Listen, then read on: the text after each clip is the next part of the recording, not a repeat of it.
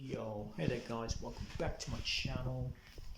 And today's video guys, we're going to be talking to you guys about interview techniques, what to say in an interview. I mean, I decided to do one of these videos because I was on the phone to my dad not long ago, and he asked, and he says, "What are you doing now?" And I said, "Well, I'm just at home now. I've got an interview coming up for a job at a company. I can't tell you guys. I can't disclose that right now. But I have an interview coming up. But I can't tell you till I do the interview, just in case anyone tries to sabotage my interview, because that's happened to me before. I've got an interview coming up, and anyway, I decided to do one of these videos because I was talking to my dad on the phone, and he said to me, "Oh, well, when you go for the interview, try really hard, to get it, and like put on like a shirt and that." And I says, Dad, first of all, when you go for an interview, obviously you wear a white shirt and black trousers and shoes. Everyone knows that, you don't rock up to an interview with like a tracksuit on or like blue jeans. And also, in terms of trying hard, because he said to me, try hard at the interview. I said to him, you don't actually try hard at an interview. There's no way of sort of trying hard. All you can do when you go to an interview is you have all the questions in your head they might ask you, and you have all the answers for them, and then you just make sure you remember all those answers for the questions. You can't sort of like say try hard. I'm going to really try hard to get this interview. I'm going to go and I'm going to really try. But how are you going to do that? The only way you can do it is by being prepared. So what he really should have said was be prepared, because you can't actually try hard. All you can do is like put your good clothes on, shirt, black trousers, black shoes, proper shoes as well, not like trainers that look like shoes, proper shoes. Have all your answers ready. Like, for example, there's this one answer that a lot of people tend to get stuck on in an interview, and it is the answer. It's the question they'll ask when the interview is just about to end. They'll say to you, "Well, is there anything you'd like to ask us about the job, or do you have any questions for us?" And always make sure basically that you answer that question, because I'd love to answer that question by saying, "Well, is it detrimental?" Basically, I'd love to say to them, "Is me not answering that question detrimental to me getting a job?" Because I'd love to get their reaction. But basically, always have like a question. I've always got like the main question I tend to ask is, so say if I'm successful in this job and I've been doing it for like I don't know, around a year or so, is there any sort of promotion in the job where I can go on and to do like a progress in the job and perhaps do another role, what's a sort of higher role, something like that. Don't ask like something crazy like, "Oh, what's the pay? How much is the pay?" Or like, how much holidays? What's the holiday status? How much holidays do we get like a year? How much days off?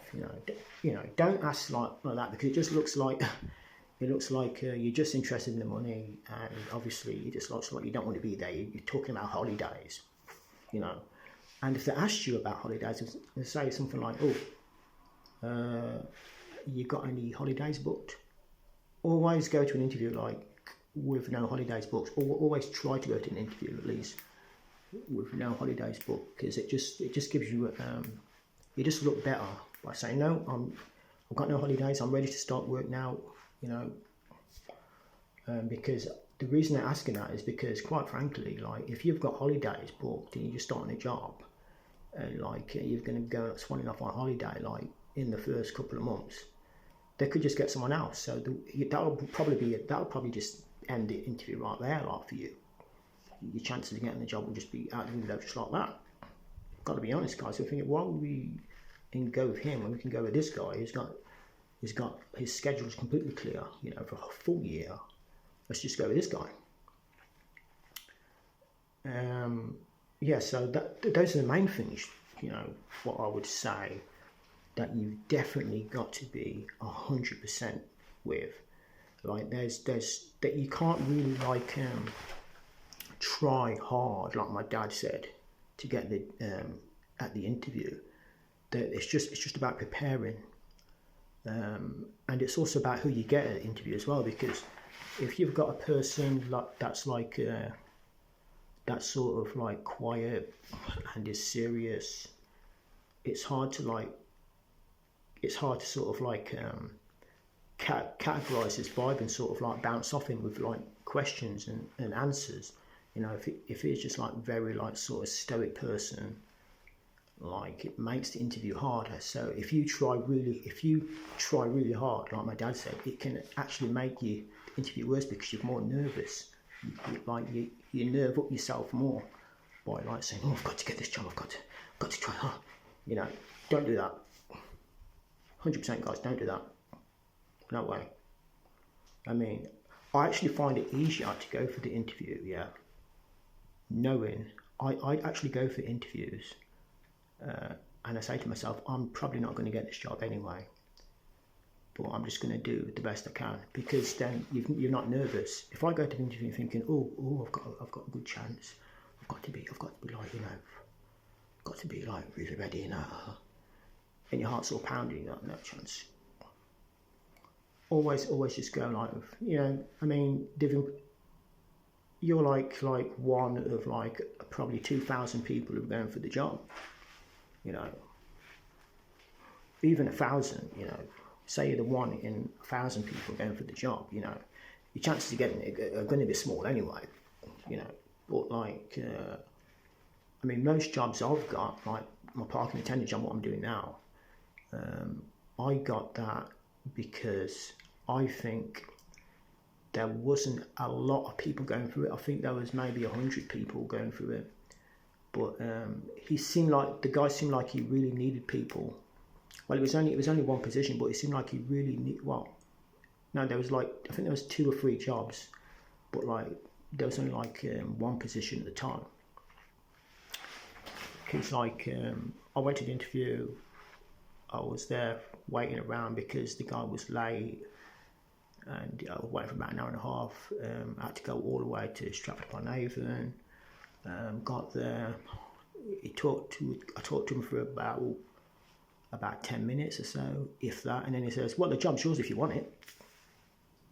And I goes, "Oh, really?" He goes, "Yeah, this job's yours if you want it." And it goes, "Oh, brilliant, okay, thank you, I'll take it."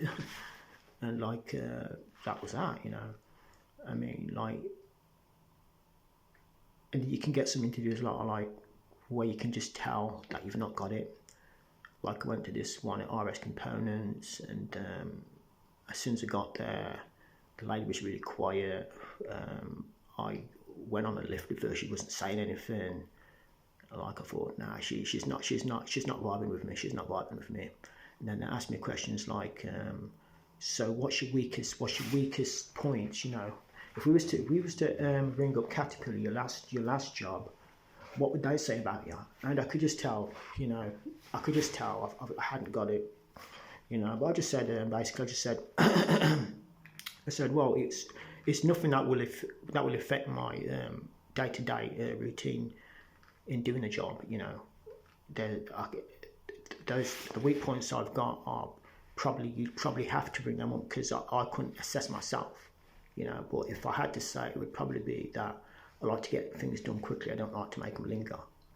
But anyway, guys, yeah, I'm going to cut it here because my phone's running out. But yeah, those are the main 3 to 4 things I'd concentrate on at interviews. Anyway, guys, like, comment, subscribe. Tell me how you do. Tell me if you've ever been to an interview before. And with that being said, I'll see you in my next video. Peace.